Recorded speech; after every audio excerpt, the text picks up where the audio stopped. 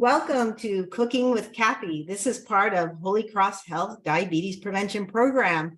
So if you're interested in these videos, we have many of them on the Holy Cross Health FL YouTube channel. Make sure you put Holy Cross Health FL for Florida. Today I'm making something super simple. I get a lot of requests for healthy-ish type desserts. Today I'm making a banana ice cream. 2 ingredients, peanut butter and frozen bananas. So when you have those bananas that don't look so nice anymore, they're getting overripe, freeze them, peel them, cut them in half and freeze them. And then you have them for smoothies, for a healthier ice cream version. I'm gonna put those in the food processor. 2 bananas. And then I have a 1/4 cup of peanut butter.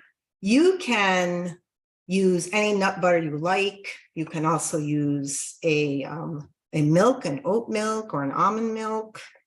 If you want to add a little bit of honey, you certainly can. You can also play around with different spices, like if you want to add a little bit of cinnamon, a little pinch of cinnamon. So I'm going to pulse and process this until it has the consistency of ice cream.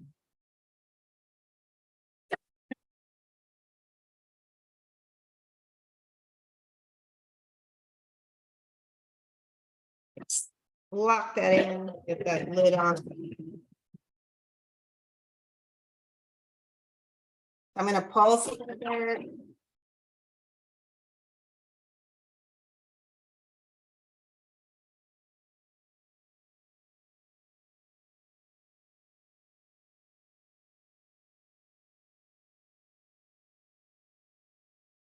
You want to serve immediately. This doesn't always hold up well if you try to freeze it.